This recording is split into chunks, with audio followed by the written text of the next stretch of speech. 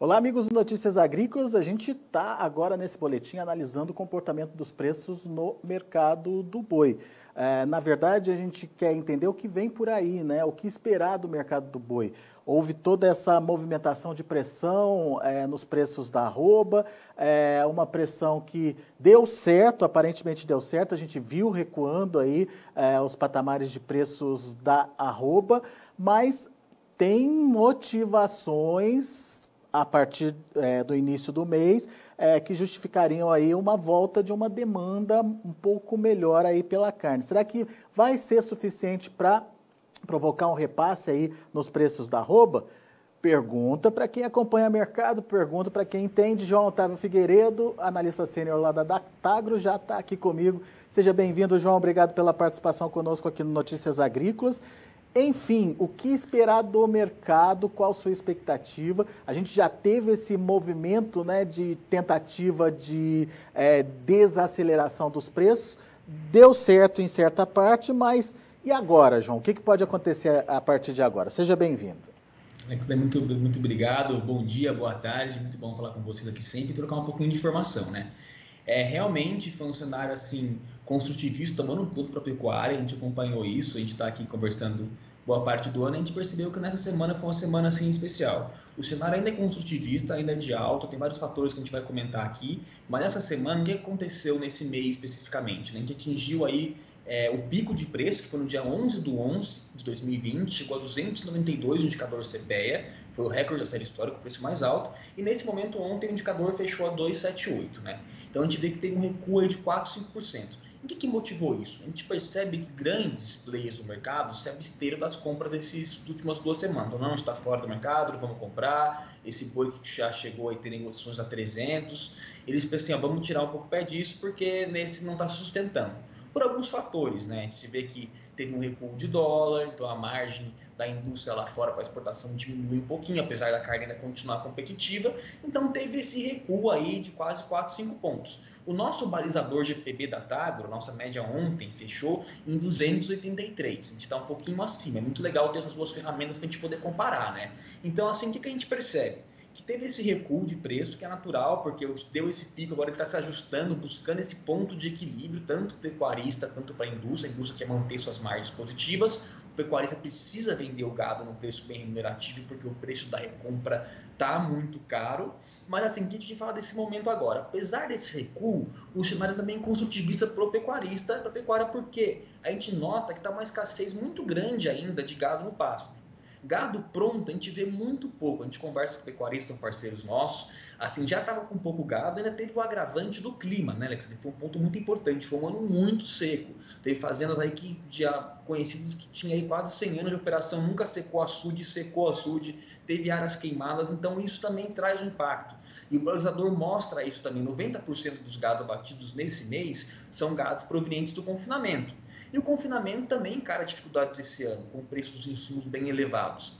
Então a gente percebe o quê? Que apesar desse recuo que teve nesse momento, o cenário para os próximos futuros é construtivista. Por quê? Tem pouco gado no pasto, a gente percebe muito isso, o clima seco está muito forte, a indústria que se absteu das compras por aí um período de quase 1 ou 2 semanas, eles não vamos ver até quando eles conseguem ficar assim fora das compras, porque são plantas muito grandes, tem um custo fixo muito elevado, então em algum momento eles vão precisar voltar a comprar o mercado. Estão tentando comprar um pouco mais barato nesse momento, mas estão encontrando dificuldades, porque na oferta de gado ainda se mantém bastante restrita. Agora, como está do mercado interno, tem alguns pontos também importantes de ser comentados.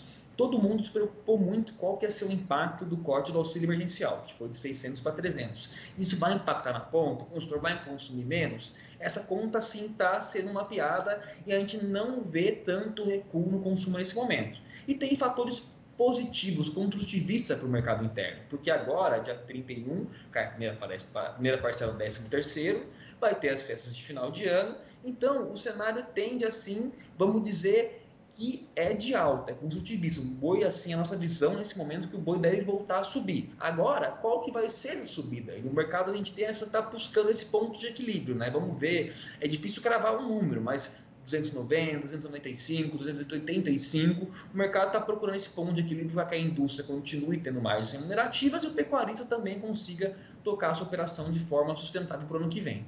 Ô, João, mas você vê essa alta como uma alta pontual, sazonal, né, em função dessa motivação, ou é realmente o estabelecimento de um novo patamar de preço para o boi? A gente teve um pequeno recuo, né, nesse comecinho agora de novembro, né? Então a gente percebe que assim, o que vai ser? Ainda a escassez de gado é muito grande, então a gente não consegue ver o gado voltando um tanto para trás nesse momento. É muito improvável que isso aconteça, porque o ciclo pecuário, como a gente acompanha aqui, está muito apertado esse ano, vai demorar um tempo para as coisas se ajustarem. Então a gente começa a pensar assim, as contas já para o ano que vem, né? Vamos falar como é que vai ser o Brasil no ano que vem, não só a pecuária. Vai ter um ajuste fiscal muito importante. Como é que vai ser o Brasil sem esse auxílio emergencial? Teve dados positivos agora em outubro, o CAGED anunciou que a geração de emprego no mês de outubro foi maior, isso era um dado que estava assim, muito carente, desemprego só caindo, então abriu-se novas vagas. Então assim, é um ano de muitas incertezas ainda, mas nesse momento, a fotografia do momento assim dá um cenário construtivista para que o boi volte a subir. A questão agora ele vai encontrar esse ponto de equilíbrio, aonde que vai ser assim. E também as festas de fim de ano devem aquecer o mercado assim, pontualmente. Dezembro, exportação, ela desaquece um pouco sazonalmente, mas isso é natural, isso é normal. O Brasil continua exportando bastante carne lá para fora, com o mercado asiático comprando bastante, porque o déficit de proteína lá ainda é muito alto. Mas a gente vai, assim, no fundo, ponderar para quanto que a gente vai ser o preço da arroba remunerativo, para onde vai o dólar, para onde vai o consumo, geração de emprego. Tem bastante variáveis para a gente botar na mesa para conseguir aí dar esse viés de tendência de preço. Uhum. O fato é que ele deve, então, trabalhar num novo patamar de preço em função desse cenário construtivista que você citou aí. Ainda não dá para definir, né, João? O fato é que não é os 280 que se tentou imaginar que fosse o ponto de equilíbrio, né? É um pouquinho acima disso. É difícil cravar assim número, mas o que a gente vai, vamos falar de realidade do mercado físico, mesmo está acontecendo. O número de negociação diminuiu bastante informado, a gente vê que teve menos negociação no mercado, elas devem voltar a ter negociações. A escala está curtíssima, está em 4,6. 4,64 é uma escala muito curta ainda e a oferta vai aumentar. Ano que vem os frigoríficos devem voltar cada vez mais forte a exportação, que esse novembro começou aí com quase 10,5 mil toneladas por dia, hoje está em 8,5, caiu um pouquinho, mas ainda é uma performance bem interessante, né? Pegar os números de janeiro, agora até a terceira semana de novembro, é um aumento de quase 7, 8% em termos de volume, então a carne está sendo bem demandada lá fora. Principais players também aqui, Argentina e Uruguai, que são nossos vizinhos, estão com preços mais baratos que o nosso, mais competitivos, mas eles não têm rebanho para atender toda essa demanda que tem lá fora. Então os americanos também estão um competidor importante da gente. Então a gente vai fazer muita conta de como é que vai ser o Brasil ano que vem para ver o preço da carne, mas o boi está operando nesse patamar de alta e a gente não vê nada assim nesse momento, nesse instante. Pode falar de nova onda, de Covid, alguma coisa que seja mais trágica, assim, que impacte no mercado de maneira mais assim, fulminante, mas não conseguimos enxergar esse momento, nesse instante, o cenário é construtivista de alta. Muito bem. Eu sei que você não gosta, você já frisou isso várias vezes na sua fala aí, de cravar preços, né? Mas vamos então tentar de uma outra forma. Buscar os 300 de novo é viável ou já está longe disso, João? Não, de vez, o boi 300, né, que trouxe muita empolgação, romper essa barreira, assim, foi uma coisa assim, acho que ninguém imaginava no começo do ano, né, que fosse chegar nesse patamar. O boi saiu, a gente começou a discutir 190, 200 em janeiro e chegamos agora nesse patamar no dia 11 do 1 a 292. Então isso não se imaginava, teve N fatores que colaboraram para isso, as importações muito aquecidas, a carne brasileira muito competitiva lá fora, muito frigorífico certificando que não vendia no mercado externo vendendo, o consumo no Brasil, todo mundo com a pandemia se assustou muito, mas o auxílio emergencial foi um fator assim crucial para que o consumo aumentasse, o pessoal que recebeu esse dinheiro não foi comprar outras coisas como bens de mais de consumo, como carros, trocar o celular, o pessoal direcionou esse dinheiro muito para a indústria de alimentos, para quitar dívidas. Então, tudo o que a gente conversou aqui levou isso e o boi teve aí, acho que foram 8, 9 semanas consecutivas de alta. Então, é natural que tenha essa regressão, essa correção que veio de 5% para baixo, a indústria fez alguns movimentos para tentar controlar um pouco essa alta de preço, porque ela faz as contas também das margens dela. Então, eu sempre escapo de você, Alex, a gente falar assim, de cravar um número assim, mas a gente gosta de falar desses fundamentos, né? O que está acontecendo? O fundamento ainda é curto. O ciclo pecuário não vai ser resolvido ano que vem, teve muitos pessoal segurando matriz, mas até isso corrigir, que é diferente do Uruguai, né? O Uruguai, nosso parceiro aqui, está com o ciclo pecuário muito cheio, a oferta está maior lá, mas o rebanho é menor. Então, a gente, até essas correções acontecerem, o clima foi um fator assim, muito importante. Esse ano foi um ano muito seco mesmo, um ano de muitas queimadas, a gente acompanhou isso e é difícil mensurar o impacto disso, mas isso impacta bastante áreas do Mato Grosso ali. A gente vê que foram assim, a gente recebe imagens de alguns produtores assim, bem preocupantes mesmo. Isso não impactou só na pecuária, impactou na soja, no milho, na cana, que a gente também cobre aqui na Datagro. Então, a gente vai conseguir montar um cenário para isso, a curva futura de preço que a gente está imaginando, assim, se fosse cravar um viés nela, o viés dela é de alta, mas cravar o patamar, qual que vai ser a faixa, 295, 290, aí é realmente muito delicado, é um pouco de bola de cristal. Uhum. Não, tá certo. Bom, então, cenário positivo em função de uma oferta curta, em função de uma demanda interna que pode avançar por causa de 13º, essa contratação acima do esperado que a gente viu acontecer aí nos últimos meses, mais gente com carteira assinada trabalhando, enfim, a própria festa de final de ano, que é uma motivação a mais para o consumo, tem ainda o auxílio emergencial, que mesmo pela metade ainda, como você bem pontuou, está se focando aí no consumo de alimentos, enfim, pontos positivos. Mas e a exportação nisso, João? Eu queria entender o papel da exportação. Ela entra como fator positivo para preço ou negativo para preço? Já que você falou da perda um pouco da competitividade, né, em relação à Argentina e Uruguai, se eu não me engano, mas e por causa do dólar também caindo, e mais uma tradicional desaceleração aí do volume a ser exportado. Qual que é o peso dela na formação dos preços no final das contas? Impacta bastante. Por exportação, assim, é um fator crucial para a formação de preço aqui no Brasil, né? Isso impactou, ajudou muito o mercado esse ano. A gente teve não só os frigoríficos, conseguiu acesso a mercados lá fora, que desde aquela crise da carne fraca, que foi uma crise bastante errática, né? Foi um ataque muito forte à carne brasileira. Os frigoríficos se movimentaram, abriram o mercado lá fora. Isso é um trabalho não só dos frigoríficos, mas também do governo brasileiro, que desde a gestão do Blairo Maggi, agora deu sequência com a ministra Tereza Cristina, estão abrindo mercados lá fora. A exportação do Brasil deve se manter aquecida no que vem, mesmo com o recuo de dólar que saiu de 5,70 para 5,31 nesse momento. A gente ainda projeta um ano que vem de exportações bastante aquecidas, mas elas vão ser talvez um pouco mais desafiadoras que esse ano. Talvez se a gente aí com uma eleição do Biden americano que deu uma controlada, esperava que fosse ter alguma coisa, uma reação mais forte no mercado, mas no Brasil aqui as coisas se manteram bem, o mercado está aquecido, a gente tem juros muito baixos no Brasil, muita gente está investindo em pecuária, o produtor brasileiro, o pecuarista brasileiro hoje tem acesso, tem um gado hoje de muito mais qualidade do que se tinha 10 anos atrás, com a introdução de novas raças, como Hereford, o confinamento mandou muito isso também, os gados Angus, o padrão de consumo do mercado interno mudou bastante, a gente vê as boutiques de carne, que foi um boom de aberturas no Brasil.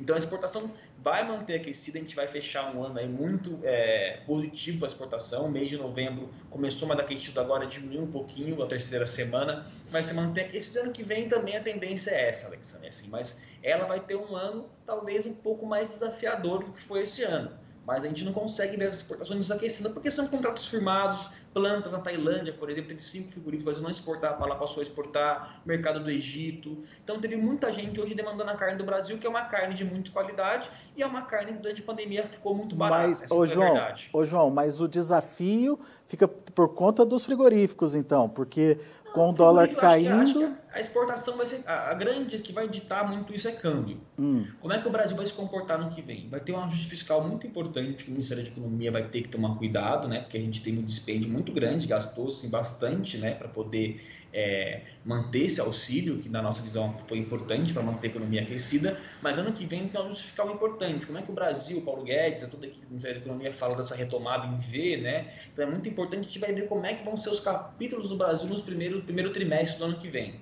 O Brasil indo bem dólar voltando um pouco mais para trás, a exportação desafia um pouco. Então, o grande ponto da exportação vai ser o fator câmbio, porque o câmbio impacta muito também nos insumos. Porque milho, que a gente usado muito para o confinamento, ele assim, ano que vem vai poder ver como é que vai estar esse mercado também que está interligado. O mercado de grãos está muito ligado ao mercado de carne. Esse ano a gente viu que foi difícil para os confinadores. Então, ano que vem, como é que vai ter esse cenário do confinamento ano que vem? O confinamento vai conseguir fechar esse tanto de boi necessário? Porque muita parte desse gado de exportação são gados de confinamento, são gados que têm uma exigência um pouco maior. É o famoso prêmio China, o boi China que a gente ouviu, o cota Hilton. Então, esse pessoal que era um mercado mais de nicho, que poucos pecuaristas conseguiam fazer gado nessa qualidade, ele começa a aumentar. Os frigoríficos ano passado também não eram tantos que eram autorizados para exportar, esse número também aumenta. Então, assim, a gente tem um cenário muito interessante para a exportação da carne brasileira. A carne brasileira lá no mercado lá fora vai ser cada vez mais reconhecida, porque a gente cumpre todos os papéis sanitários, aftosa, diversos fatores sanitários são muito importantes que o pecuarista e a indústria brasileira trabalharam muito nesses últimos 10 anos. A gente sofreu muito ataques, muitas vezes injustos. Então, a gente agora, eu tenho a sensação e a convicção que o mercado lá fora está reconhecendo a carne brasileira como uma carne de qualidade. E isso tende a crescer cada vez mais. Então, o boi verde do Brasil, tem muita coisa que está comentando que deve crescer. Então, tem muito movimento interessante que está acontecendo aqui. Se você as green farms rolando.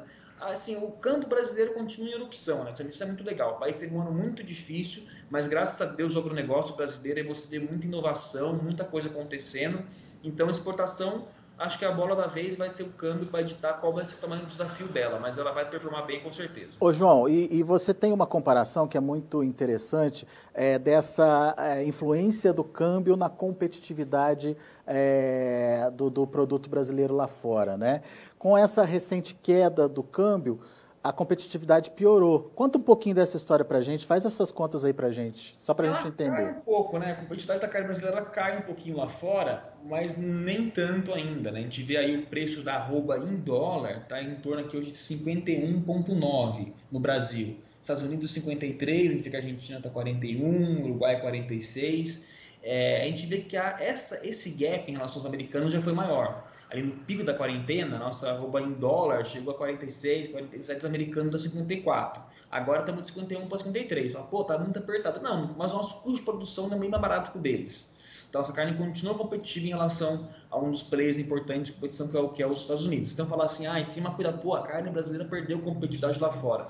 Perdeu, mas ainda assim, por que perdeu? Porque o preço da arroba subiu bastante, chegou quase 300, e o dólar saiu de 5,70, veio para 5,3.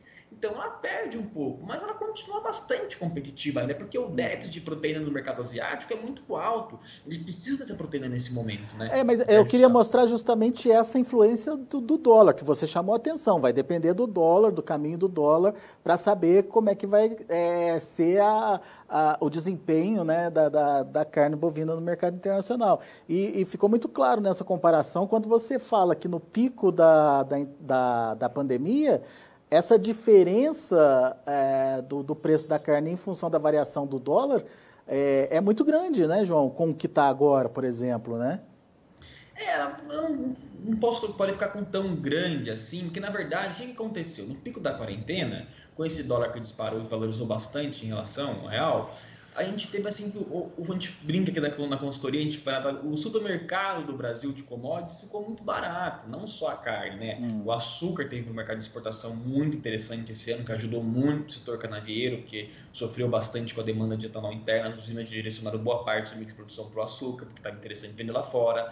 A soja, o milho. Então, todas as commodities do Brasil foram beneficiadas nesse sentido por esse ano especial aí, e o mundo precisou de alimentos, porque o mundo parou de importar outros bens aí de consumo mais qualificados, como tecnologia, outras coisas, e precisou comprar o quê? Precisou comprar alimento. E o Brasil é um grande celeiro do mundo até hoje. Então, a gente aí conseguiu, nesse momento, segurar as pontas, não só do Brasil, mas dos mercados lá fora também. Desse alimento, a China sofreu muito com a gripe suína africana, que dizimou boa parte dos porcos dele, que é a carne mais consumida do mundo ainda a carne de porco, já está parando a carne de aves, mas o mercado bovino brasileiro começou a adentrar no mercado chinês, que não tinha tanto espaço, e o market share aumentou bastante disso. Então, a gente vê que são movimentos assim, globais, e que posicionam muito bem no mercado de carne lá fora. A gente vê que o pessoal da carne que teve anos muito complicados, de anos para cá, estão animados, estão para o ano que vem querendo confinar um pouco mais, melhorar técnicas de produção, cada vez mais tecnologia no campo. A gente vê diversas startups estão implementando, pecuaristas que antes eram um pouco avessos a tecnologia, coisa importante, ver diversos sistemas, diversas empresas crescendo, o mercado até financeiro voltou a ter um pouco mais de aquecimento, de mais liquidez, o contato do boi gordo na bolsa, porque o juros está muito baixo, o mercado financeiro fica mais atrativo para o consumidor brasileiro. Então, teve muitos movimentos assim que, juntando esse quebra-cabeça, traz um cenário positivo para a carne ano que vem. Ano que vem, para os pecuaristas que tinham terras arrendadas para outras culturas, esse ano já estão pensando em retomar essas terras para voltar a mexer com gado de novo, porque tem um ano muito bom pela frente. Muito bem. Tá aí, então, uma análise, cenários importantes a serem discutidos aí, principalmente que podem influenciar na sua tomada de decisão. Você que é pecuarista, que está ouvindo um pouquinho dessa nossa discussão aqui sobre o mercado do boi. Meu caro João, obrigado por enquanto pela sua participação, pelos esclarecimentos aqui para a gente. E vamos acompanhar a evolução dos preços aí no mercado. No curto prazo, a expectativa é boa, principalmente em função desses cenários que o João colocou. Para o ano que vem, também continua com expectativa boa, principalmente aí em função de demandas que devem continuar firmes, principalmente vindas da exportação. O mercado interno ainda é uma incógnita para o ano que vem, mas esperamos que os problemas estruturais da economia brasileira sejam resolvidos e isso possa virar uma notícia positiva aí para o setor também. Por enquanto, muito obrigado, viu, João? Obrigado, Alex. É sempre um prazer falar com vocês. Estou à disposição aqui, eu e a consultoria da TAG e todo o time de GTB também. Um grande abraço. Valeu, abraço. Tá aí, João Otávio Figueiredo, da Datagro, pontuando para a gente os fundamentos aí do mercado do boi. Vamos aos preços, vamos ver como estão as negociações lá no mercado futuro, lá na B3, de olho na tela então. Novembro, R$ 280,40, caindo 0,57%. Dezembro, R$ 273,10, queda de 0,31%. Janeiro, R$ 263,60, queda de 0,19%. E fevereiro, R$ 262,00, estável em relação ao fechamento de ontem, ou melhor, não teve negócio pelo horário ali do reloginho ali de negociação, não teve negócio acontecendo para o fevereiro, portanto. Indicador CPEA, R$ 278,30, uma queda expressiva ontem de 3%. Esses são os números do mercado do boi, a gente fica por aqui, agradeço muito sua atenção e a sua audiência.